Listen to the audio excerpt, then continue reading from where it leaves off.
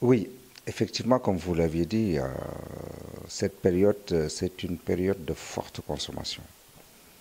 La demande étant forte, certains commerçants véreux augmentent les prix des denrées. Et c'est l'occasion quand même d'interpeller les corps de contrôle. Parce qu'il y a des produits qui sont homologués, d'autres sont fixés d'autorité, et surtout, cela concerne les denrées de première nécessité, que ce soit sur l'huile en fût, que ce soit sur le riz 100% brisé, que ce soit sur le pain et sur le gaz et tant d'autres.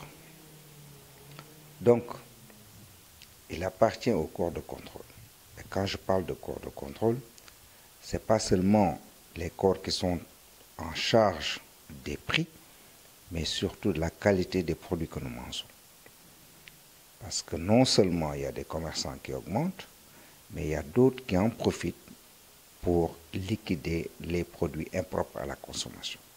Donc il ne s'agit pas seulement d'interpeller le corps de contrôle qui est la direction du commerce intérieur.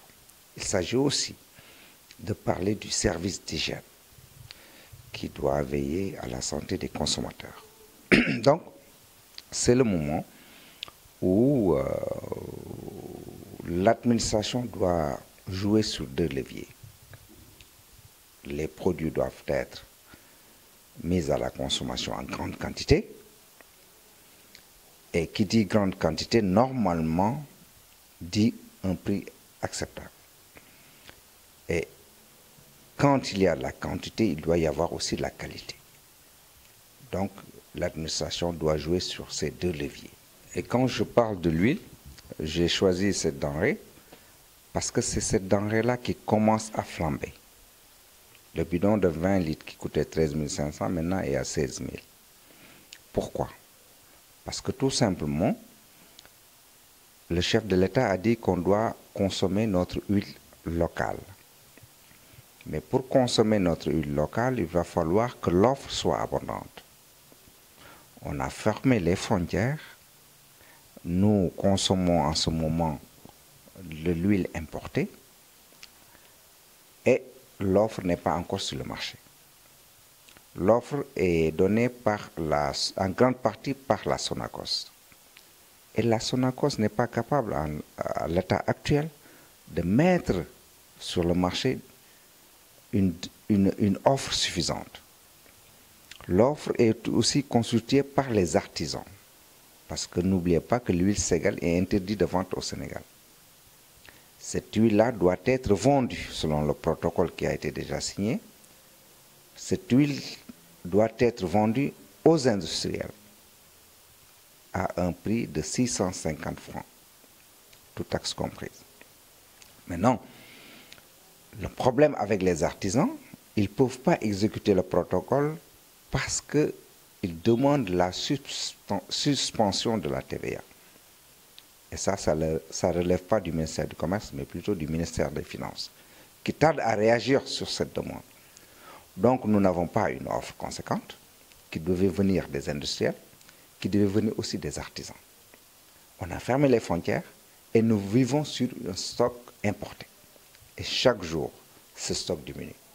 C'est pourquoi les prix de l'huile a pris de l'ascenseur. Et en tant que défenseurs des consommateurs, nous avons interpellé. Et nous continuons à interpeller.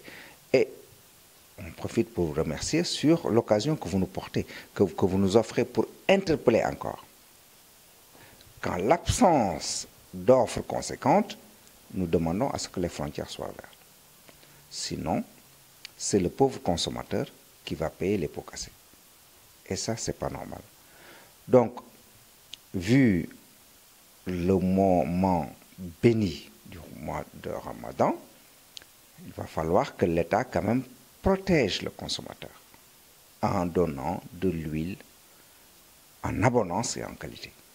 Et je crois que les prix qui ont pris l'ascenseur risquent de remettre tout cela en cause. Maintenant, nous avions connu aussi l'année passée une hausse sur la pomme de terre.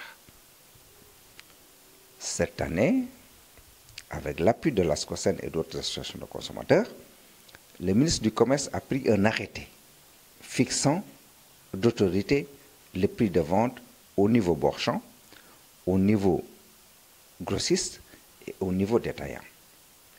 Maintenant, cet arrêté étant pris, il ne faut pas dormir sur ses lauriers. Les corps en charge du contrôle doivent être en permanence sur les marchés. On ne demande pas d'agir avec cruauté, mais au moins contrôler fermement. Parce que ce que nous avions connu dans le passé, 1000 francs ici à Thiès, mon ami ne me démentira pas, le kilo de pommes de terre. C'est inconcevable. Maintenant, ce prix-là a été fixé d'autorité et ne peut pas dépasser, si mes souvenirs sont exacts, 400 francs chez le détaillant. Donc ça veut dire 300 francs borchant, 350 chez le grossiste et 400 francs chez le détaillant. Mais en plus, nous demandons à ce que tout le monde soit gendarme. Parce qu'on ne peut pas avoir, les corps de contrôle ne sont pas suffisants en effectif, partout. Donc, nous demandons à ce que le consommateur soit son propre gendarme. En connaissance de cause, s'il y a doute sur la qualité, s'il y a doute sur le prix, mais qu'ils appellent par exemple Yatma Guissé de l'UNCS ou un membre de la SCOSEN au niveau régional ou au niveau national. En l'absence de la méconnaissance des autres numéros de téléphone de la direction du commerce intérieur. Je crois que maintenant on est outillé. Le ministre du Commerce a visité les marchés vendredi. Il a donné les arrêtés à tout le monde. Maintenant, on en profite vraiment sur ce plateau pour demander à ce que les consommateurs veillent à l'application stricte de, de cet arrêté. Oui, le sucre, c'est un autre problème. Il y a eu une suroffre sur le marché. Cette suroffre sur le marché a entraîné aujourd'hui une mévente au niveau de la compagnie sucrière sénégalaise. Donc, les stocks qui sont engrangés par la compagnie sont importants. Maintenant, il arrive des moments, chaque année, que la direction du commerce intérieur, moi je fais partie du comité de distribution, des quotas.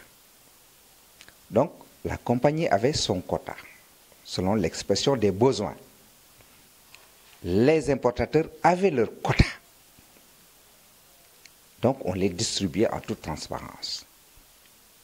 Mais cette année, il est sorti, vu le stock trop important que dispose la compagnie sucrière, il est sorti une lettre circulaire en disant qu'on ne peut importer d'ici jusqu'à fin juin 2019. Vous voyez donc la colère des commerçants de l'UNACOIS, et qui se justifie. Parce que rester les bras croisés, alors qu'ils gagnaient un peu sur cette importation qu'on leur offrait par moment, pendant une période, si maintenant cette possibilité ne leur est plus offerte, c'est normal qu'ils grognent. Et je suis d'avis avec eux.